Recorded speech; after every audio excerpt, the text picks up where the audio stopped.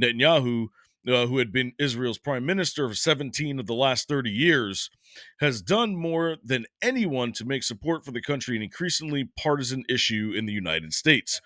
Without further ado, let's get into the first segment. Now, this is from WTOP News. What you need to know about Netanyahu's DC visit. All right, let's get started.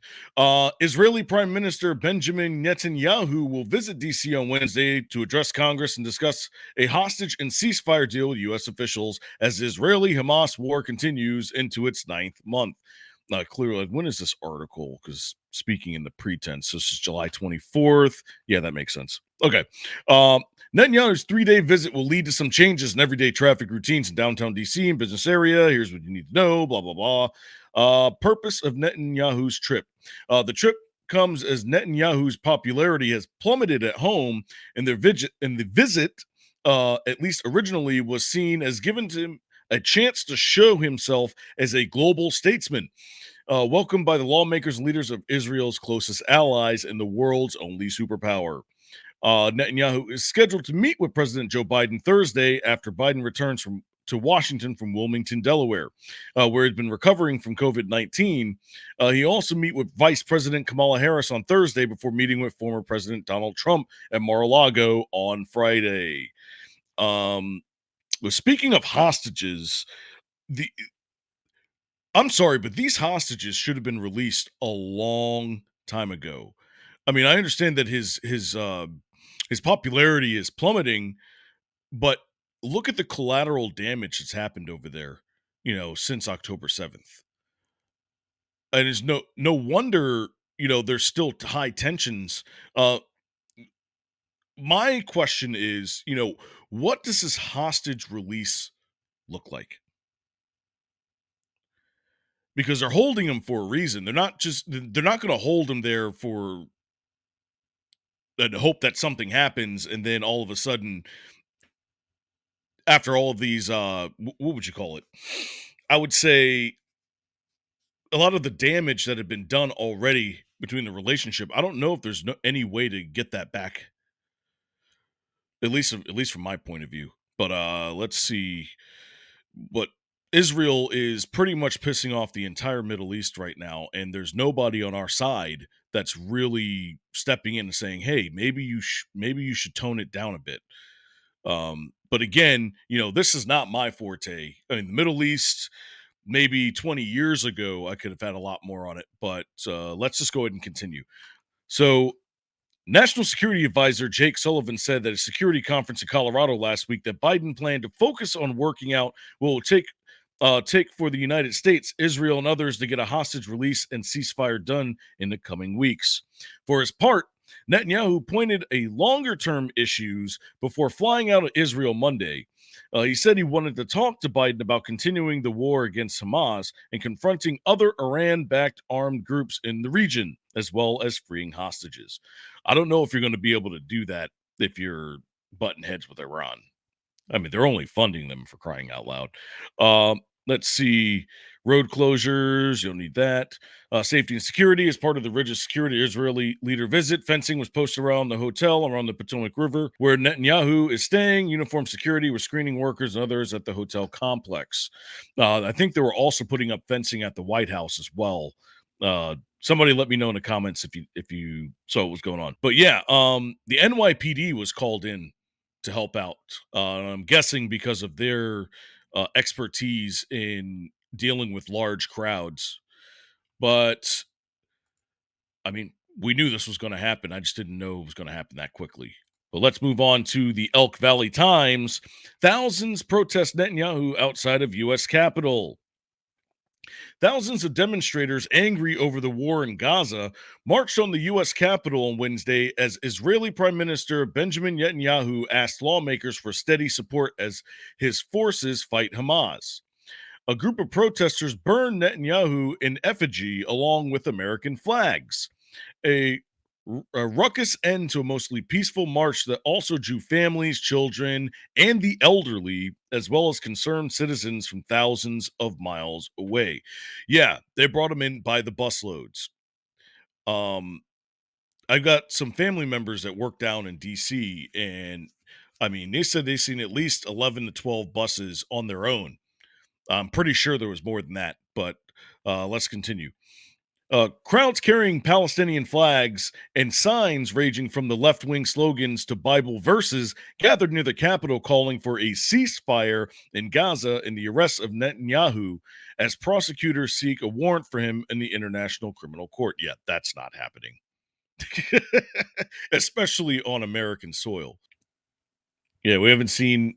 Yeah, this is from Vashnik. He said, "We have yet to see any video or pictures of these said hostages." No, you're absolutely right. Um, I don't know anybody over here that have seen any messages. I'm pretty sure that the hostages don't have cell phones or computers or such. So, good call. All right, let's see. Seek peace and pursue it. Read one sign quoting the Bible, while others were styled as criminal wanted signs with photos of Netanyahu in place of a mugshot. Um, yeah, mostly peaceful protests. We're going to get into that in a little bit. Um, Again, collateral damage. All right, because the response to Israel, at least as far as I know, has been overkill compared to what Hamas did. Obviously, I'm not condoning what Hamas did in any way, shape, or form, but the response to um, the thousands of Palestinians that have been killed is pretty remarkable that nobody's really said anything, which is why the International Criminal Court is going after him. So let's move on to this is one of the videos on X. I believe this is from Chuck Costello. No justice, no peace.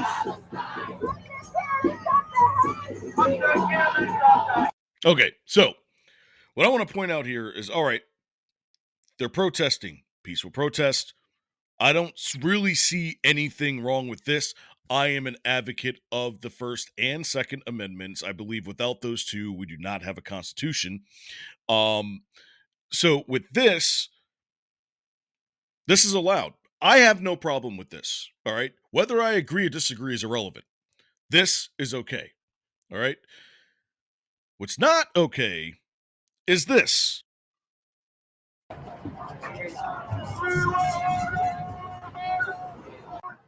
Free, free, free Palestine!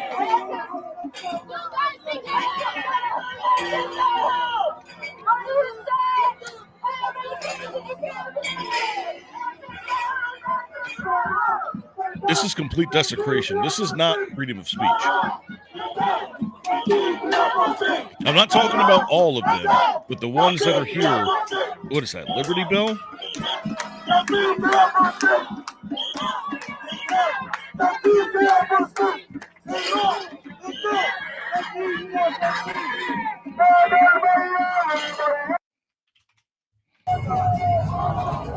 Man.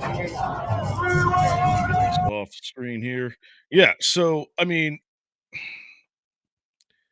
I think with what's gone on in America in the last 8 to 10 years, I think we know what is peaceful and what is not peaceful. Um, we've seen it from both sides, so I don't want to hear this whole like, oh well, January 6th or Summer of Love. Listen, there were bad actors in both. All right, let's just call a spade a spade. All right, this here is not something you're not going to get anywhere with this. Okay, you know, it's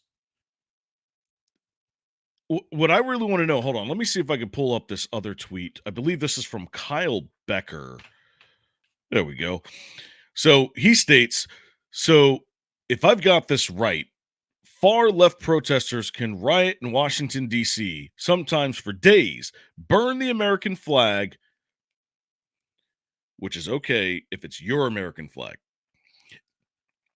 torch leaders in effigy, take over buildings, disrupt official proceedings, and force a former president into a bunker. But the only time it's an insurrection is when some protesters happen to be Trump supporters.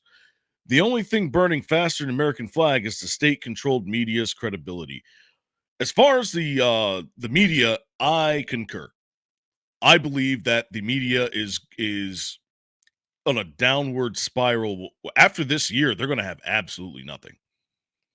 I mean, they're going to be replaced by podcasts. They're going to be replaced um, by online content. Like people are not going to be listening to them anymore because I believe it's like 65 and plus is the majority of their viewership. So I believe it. But with that being said, this is not okay.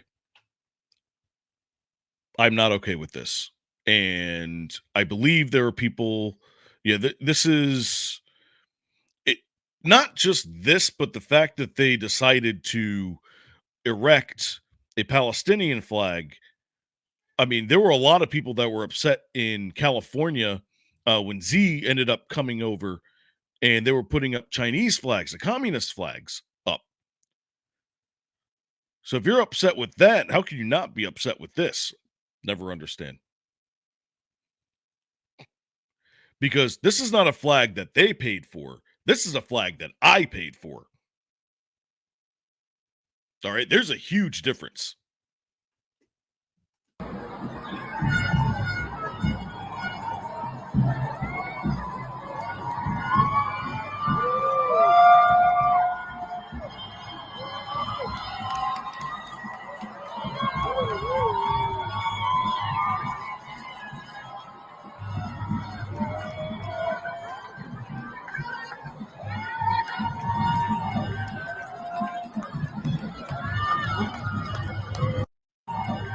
Oops, sorry about that. Okay, well, I think we get the point here.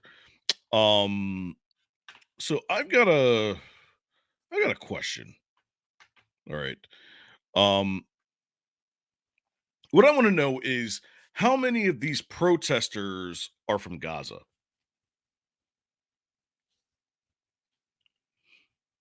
How many of these protesters are actively helping people in Gaza?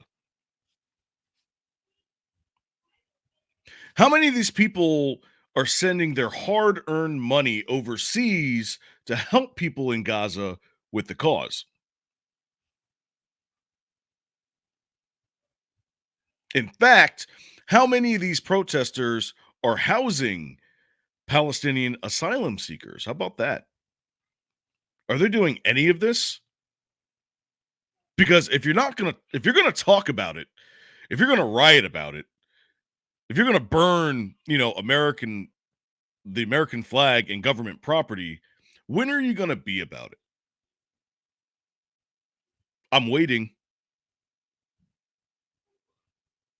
What efforts have you shown to help these people besides completely destroy, you know, property that is paid for by the American taxpayer? What do we got from Vashnik? He says, "Don't forget they also hung Palestinian flags. Also, they took down the American flag, burned it, and hung another nation's flag. That's an act of war. That is an act of war, believe it or not. But I don't. The thing is that what they don't realize, what they don't realize is that like they live in such a safe country that they feel like doing something that causes an act that's seen as an act of war, they do it casually. So at least now you know that they're not, suffering in some way, shape, or form. I mean, that's obvious from this. But and this is from Vox.com. And let's see what the American people actually think. Okay. Let me put this up. All right. It says, has Netanyahu finally lost America? After his latest address to Congress, the Israeli prime minister has never looked more isolated. All right. Let's see. Today, Israeli Prime Minister Benjamin Netanyahu was back in a very familiar building. Not only was he making his fourth address to a joint session of Congress, breaking Winston Churchill's record for foreign leaders, he also been a present in the building's hall since serving as a diplomat in the early '80s. Since he's made his first speech to Congress in 1996, Netanyahu has been almost as much of a fixture of politics in America as in Israel. Things felt different today, not just that Netanyahu is a controversial figure, the one who drew thousands of protesters onto the streets of Washington. That's not new. Netanyahu's 2011 speech to Congress was interrupted by a pro Palestinian protester in the chamber. What's new is that he's become increasingly marginalized one. Even a few weeks ago, when Netanyahu's speech was announced, it had the makings of a marquee political event. Today, it is overshadowed by President Joe Biden's highly anticipated Wednesday night speech to address his decision to drop out of the presidential election. Dozens of lawmakers, around half of Congress's Democrats, skipped Netanyahu's speech altogether. Yeah, I forgot about that. I think Nancy Pelosi was one of them. Well, let's see. Soon to retire Maryland Senator Ben Cardin's presence behind Netanyahu in the rostrum attested to how much of a partisan figure Netanyahu has become. Vice President Kamala Harris, Senate President pro tempore Patty Murray, and Senate Majority Leader Chuck Schumer, one of whom would normally have been in that seat, all declined the role. Netanyahu, who had been Israel's prime minister for 17 of the last 30 years, has done more than anyone to make support for the country an increasingly partisan issue in the United States. In part, though, actions like his speech to Congress in 2015. That time, he was invited by congressional Republicans to lobby against Iran nuclear deal, then being negotiated by the Obama administration in what was considered a remarkably partisan speech for the foreign leader. I think the biggest issue with the people now is that, why are we still sending money over there in the first place? You know, you would figure that around this time that they'd be able to defend themselves, instead of trying to make enemies by bombing Yemen and butting heads with Iran. I mean, you'd figure, right? And in return, what have they done for us besides ask for money? Because I think this is a generational issue. When you think about what, like something like World War II, that's why NATO was created, and making sure that the Jewish population that was sent there, they would have peace, or at least a place of peace. I know that's not everything. I'm trying to make a point here. Um, but that was a fight for yesterday. All right. Since then, how many other countries have come and gone, to similar circumstances? Do we fight the same way for those countries? Again, this is not anything against Israel personally. It's just, is there is there a reason why we are still sending them money? Can they not sustain themselves? I mean, I think that's a real question.